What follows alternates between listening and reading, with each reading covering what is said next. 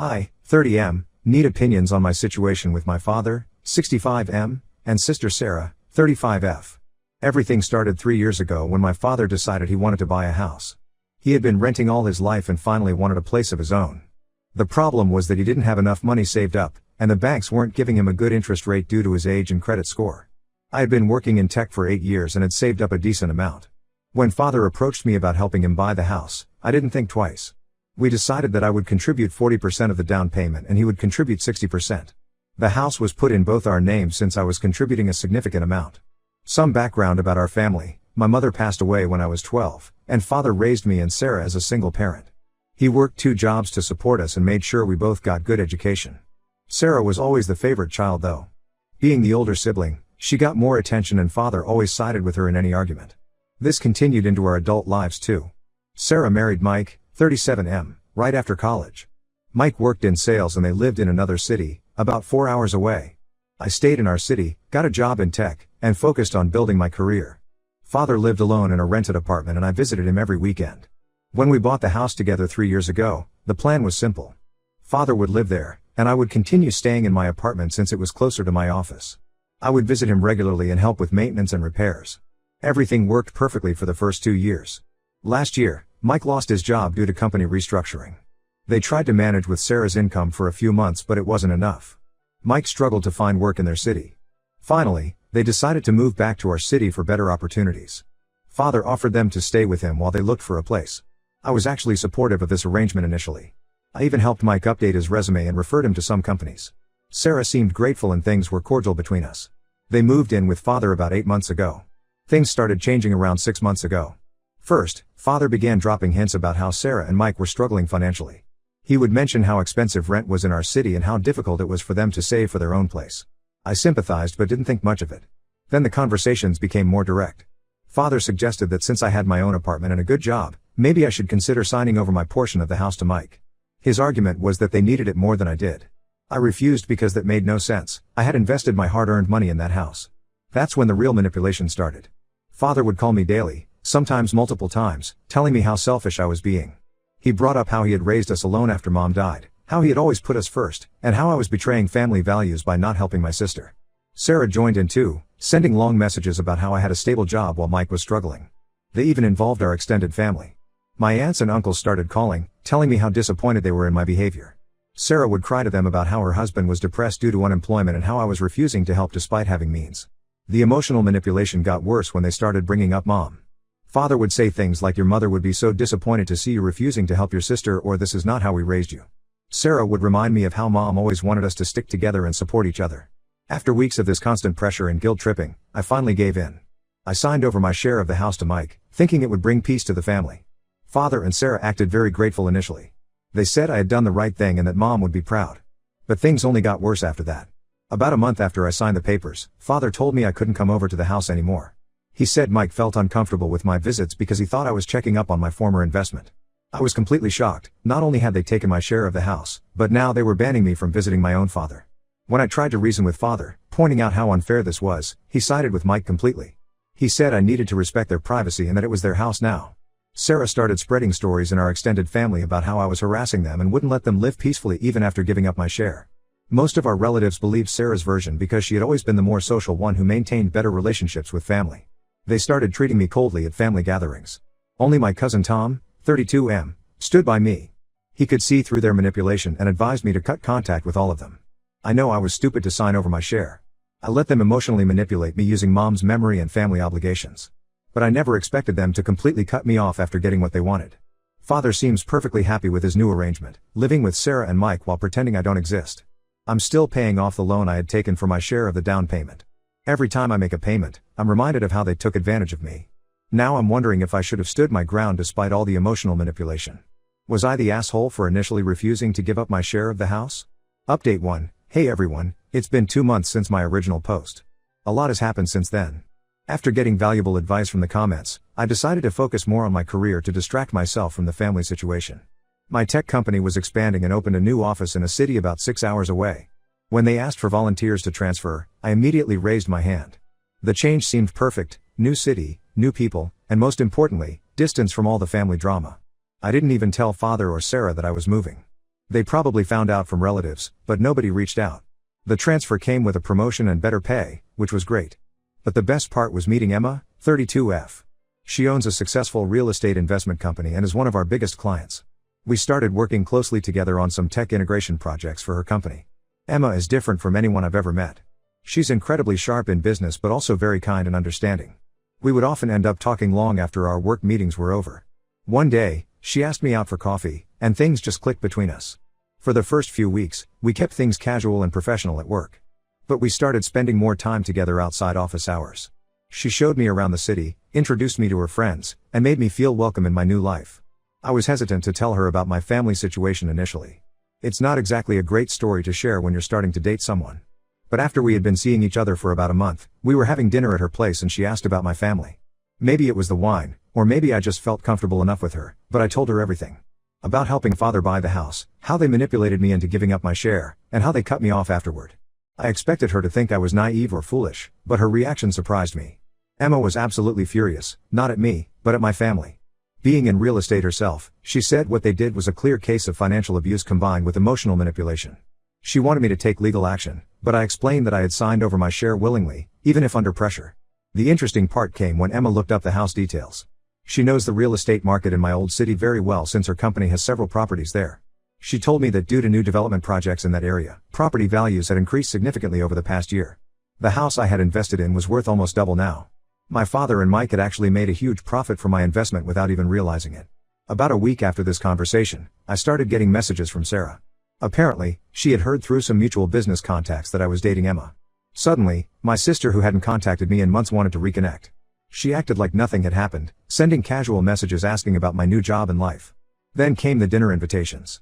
Sarah said father really missed me and wanted me to come visit them. She even offered to pay for my flight tickets. The timing made it obvious, they had looked up Emma and her company, and now wanted to get back in my good graces. I didn't respond to any of their messages.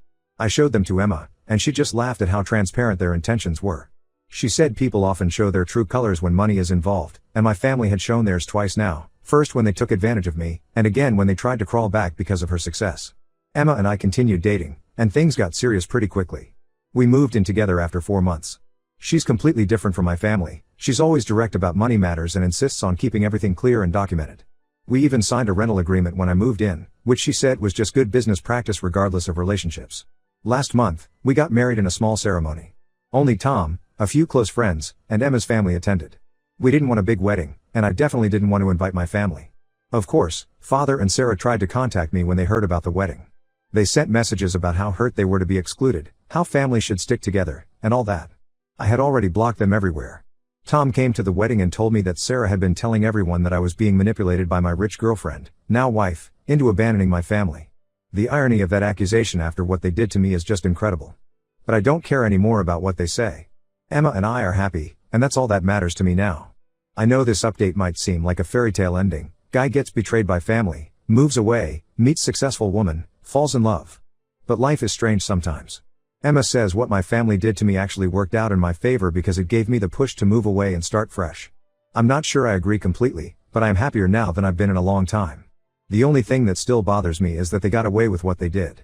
But Emma just smiles whenever I mention this and says patience, things have a way of working out. I'm not sure what she means by that, but I've learned to trust her instincts. Update 2, it's been 6 months since my last update. Emma and I have been happily married and focusing on our life together.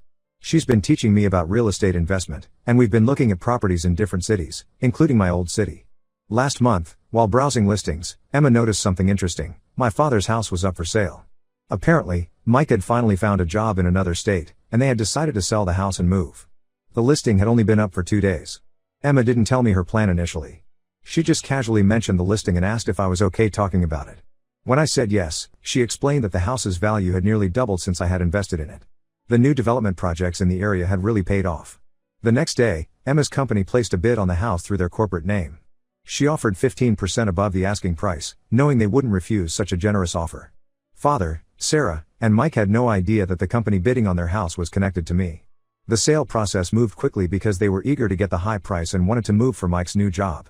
They didn't even bother to wait for other offers after seeing Emma's bid. The paperwork was completed within 2 weeks. The day after closing, Emma transferred the house to both our names. She then had her company's lawyers send a formal letter to my father and Mike, informing them that the new owners would be moving in soon and they needed to vacate the property within 30 days as per the sale agreement. When they learned that I was one of the new owners, all hell broke loose. Sarah called me crying, leaving long voicemails about how we couldn't throw our father out of his house. She conveniently forgot that they had done exactly that to me after taking my share. Father left angry messages calling me ungrateful and disrespectful. He said he couldn't believe I would stoop so low as to throw my own father out on the street. The same father who had banned me from visiting that very house after manipulating me into giving up my share. Mike initially tried to act tough. He threatened legal action, saying they had been tricked into selling. They even hired a lawyer, but he told them they had no case. They had willingly listed the house for sale and accepted the highest bid. The fact that the buyer was connected to me was irrelevant since all paperwork was legal and proper. The best part was when Sarah tried to guilt trip me using Mom's memory again. She sent a long message about how Mom would be ashamed of me for being so heartless. Emma, who normally stays calm about everything, actually got angry at this. She drafted a reply reminding Sarah how they had used Mom's memory to manipulate me into giving up my investment, and then kicked me out of the house. Sarah didn't respond to that. They moved out last week, right at the end of the 30-day period. They left the house in pretty bad condition, dirty walls, stained carpets, and some minor damage to fixtures. Emma just shrugged it off and said we would renovate anyway. We're planning to rent out the house. Neither of us wants to live there after everything that happened, but it feels good to have it back. Some of my relatives have been calling to tell me how wrong this was. They say I shouldn't have let my wife buy the house just for revenge. But they don't understand, this wasn't about revenge, it was about justice. They took advantage of my trust and manipulated me using family obligations. Emma helped me take back what was rightfully mine. Tom visited the house after they moved out and said this was perfect karma. He reminded me how they had pressured me into giving up my share by saying family should help each other.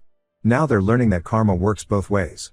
Emma says this is just good business. We got a valuable property in a developing area, and they got more than fair market value for it. She's already planning renovations to increase the rental value.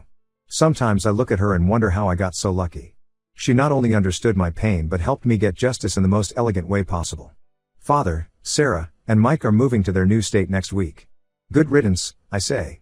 The house that they took from me through emotional manipulation is back in my name, and this time, no amount of guilt tripping is going to make me give it up. Update 3, it's been a year since everything happened.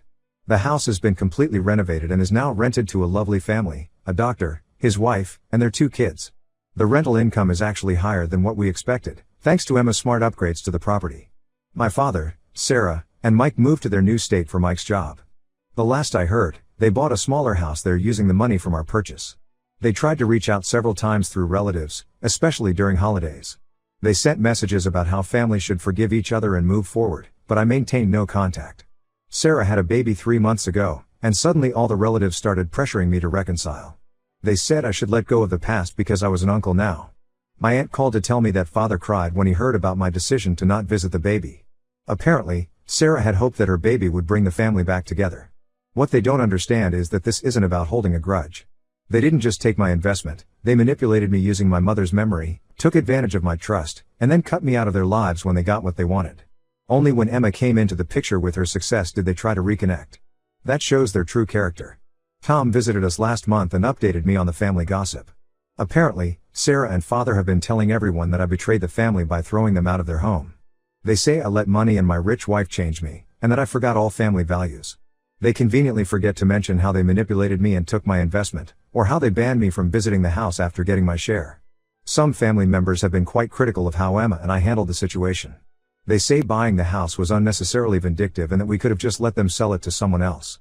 But I disagree, it wasn't about being vindictive, it was about justice. They needed to learn that actions have consequences.